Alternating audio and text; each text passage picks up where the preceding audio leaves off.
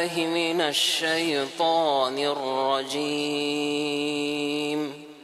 اللہ کی پناہ مانگتا ہوں میں شیطان مردود سے۔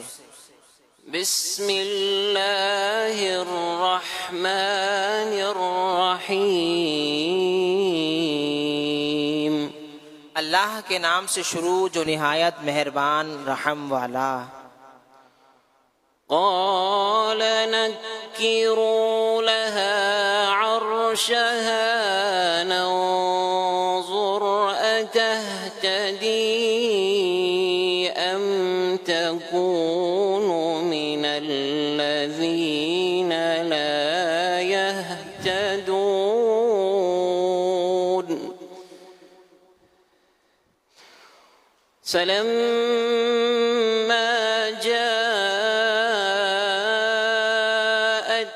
قيل أهكذا عرشك قالت كأنه هو وأوتينا العلم من قبلها وكنا مسلمين۔ آسان ترجمہ قرآن کنز العرفان۔ حضرت سلیمان نے حکم دیا اس ملکہ کے لیے اس کے تخت کو تبدیل کر دو تاکہ ہم دیکھیں کہ وہ راہ پاتی ہے یا راہ نہ پانے والوں میں سے ہوتی ہے۔ پھر جب وہ آئی تو اس سے کہا گیا کیا تیرا تخت ایسا ہی ہے؟ اس نے جواب دیا گویا یہ وہی ہے اور ہم کو اس واقعے سے پہلے خبر مل چکی اور ہم فرما بردار ہوئے۔ تفسیر تعلیم القرآن۔ تخت آ جانے کے بعد حضرت سلیمان علیہ السلام نے خادموں کو حکم دیا کہ ملکہ بلقیس کے آنے سے پہلے اس کے تخت کی شکل و صورت کو تبدیل کر دو تاکہ ہم دیکھیں کہ وہ اپنا تخت دیکھنے کے بعد اسے پہچان پاتی ہے یا نہیں۔ جب ملکہ بلقیس حضرت سلیمان علیہ السلام کے پاس آئی تو اس وقت تخت حضرت سلیمان علیہ السلام کے سامنے موجود تھا۔ ملکہ سے کہا گیا کیا تیرا تخت ایسا ہی ہے؟ اس نے جواب دیا گویا یہ وہی ہے۔ اس جواب سے بلقیس کی عقل کا کمال معلوم ہوا۔ پھر ملکہ سے کہا گیا کہ یہ تیرا ہی تخت ہے، تمہیں دروازے بند کرنے، انہیں تالے لگانے اور پہرے دار مقرر کرنے سے کیا فائدہ ہوا؟ سب دیکھ کر ملکہ بلقیس نے کہا ہمیں اللہ تعالیٰ کی قدرت اور آپ علیہ السلام کی نبوت صحیح ہونے کی خبر اس واقعے سے پہلے ہدہد کے واقعے سے اور وفد کے امیر سے مل چکی ہے اور ہم نے آپ علیہ السلام کی اطاعت و فرما برداری اختیار کی۔ وصدها ما كانت تعبد من دون الله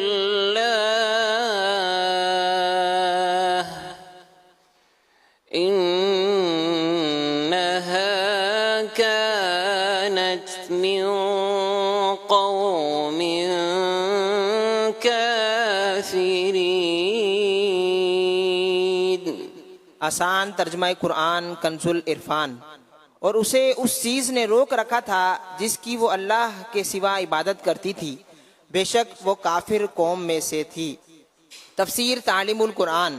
اس آیت کا معنی یہ ہے کہ بلقیس کو اللہ تعالیٰ کی عبادت کرنے اور اس کی وحدانیت کا اقرار کرنے سے یا اسلام قبول کرنے کی طرف سبقت کرنے سے سورج کی پوجا نے روک رکھا تھا، اور بلقیس کا تعلق اس قوم سے تھا جو سورج کی پجاری تھی، اور وہ چونکہ انہی میں پلی بڑھی تھی اسی لیے اسے صرف سورج کی عبادت کرنا ہی آتا تھا۔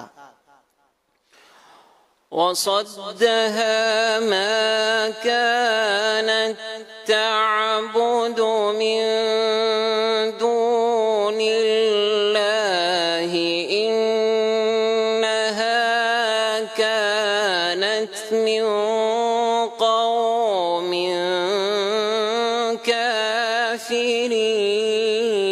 كافرين۔ قيل لها ادخل الصرح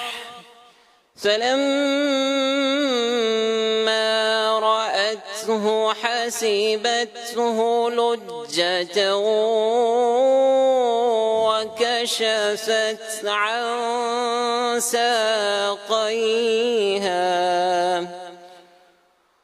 قال إنه صرح ممرد من قوارير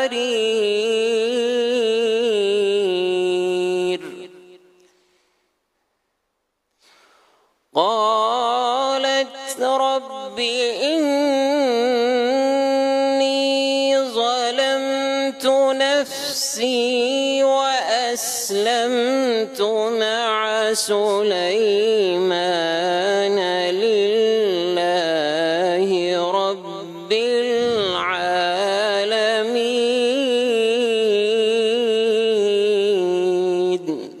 آسان ترجمہ قرآن کنز العرفان.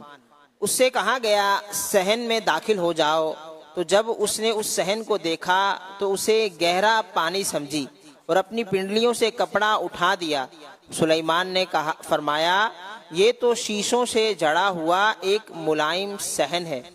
اس نے عرض کی اے میرے رب، میں نے اپنی جان پر ظلم کیا اور میں سلیمان کے ساتھ اس اللہ کے حضور گردن رکھتی ہوں جو سارے جہان کا رب ہے. تفسیر تعلیم القرآن. تخت میں تبدیلی کر کے ملکہ بلقیس کی عقل کا امتحان لینے کے بعد اس سے کہا گیا کہ تم صحن میں آ جاؤ.